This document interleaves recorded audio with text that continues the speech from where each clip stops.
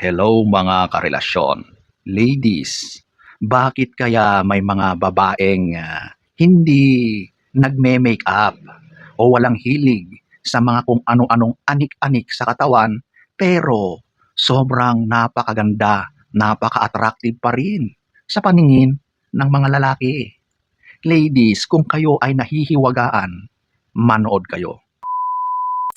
Disclaimer muna tayo agad-agad. Hindi ko nilalahat. So, diretso na tayo sa number 1. Ito yung mindset na kung maganda ka, hindi mo na kailangang takpan o lagyan ng mga makeup. Ang tunay na kagandahan ay hindi mo lang nakikita yan sa physical eh. Minsan yan ay mental. Kung ano yung mindset mo, kung ano yung pakiramdam mo sa sarili mo. Siguro, kung mag-makeup man sila, occasional.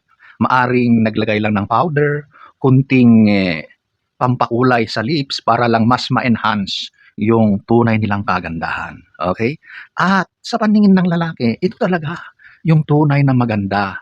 Kaya karamihan ng lalaki, talagang nabibighani sila sa ganitong uri ng mga babae. Number 2, ito yung hindi sila takot ipakita yung tunay nilang sarili.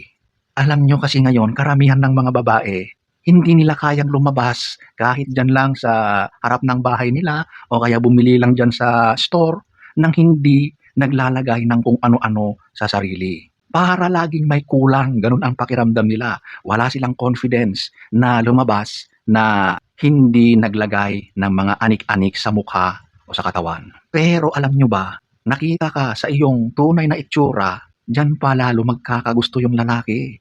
Kasi nakikita niya yung tunay na itsura mo. So, kung ikaw yung babae na confident ka kahit walang makeup, ikaw ay napakaganda sa paningin ng mga lalaki.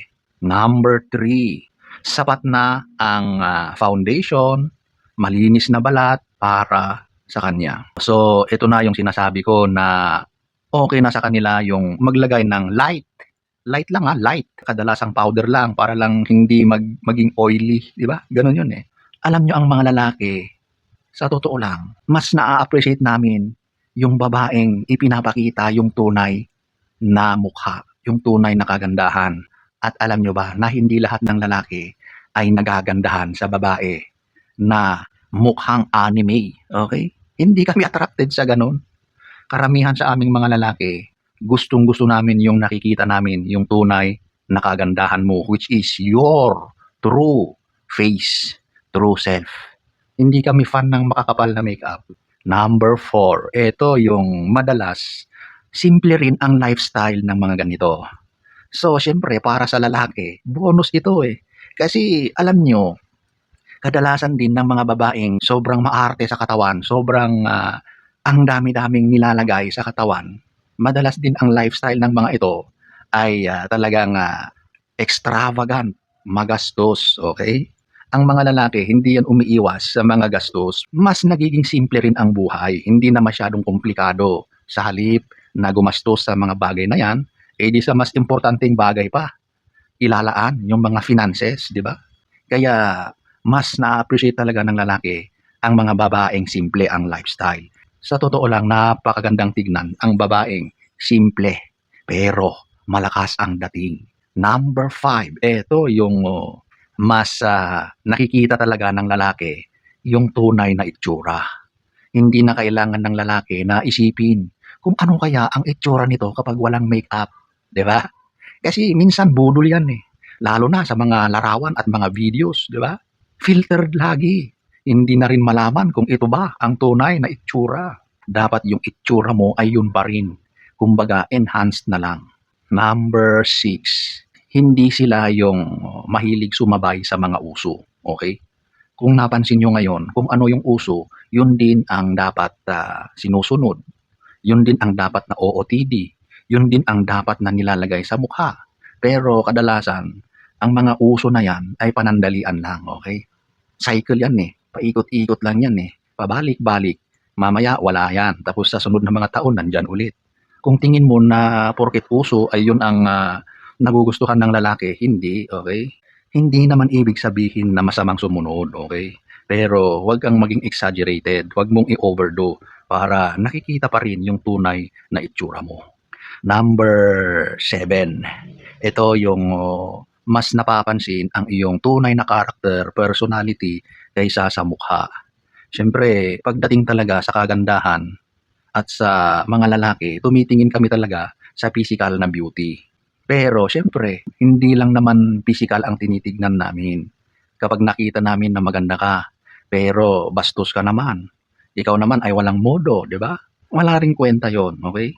Kaya mas napapansin din ng mga lalaki ang character.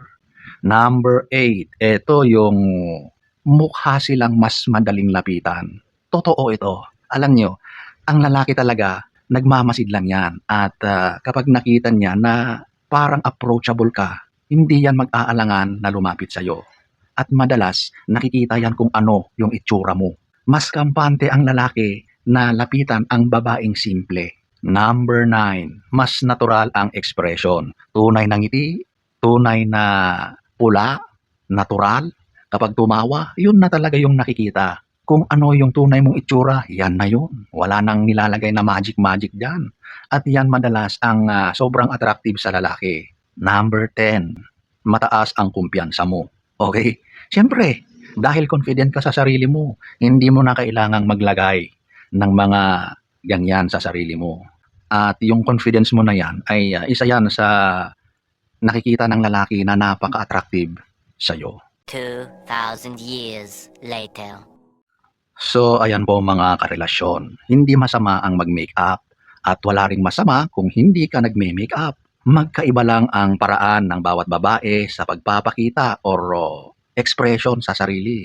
Pero ang isang bagay na hindi kayang bilhin ng kahit anong makeup ay ang natural na kumpiyansa, pagiging komportable sa sarili, sa sariling balat, at ang isang tunay na ngiti na galing sa puso.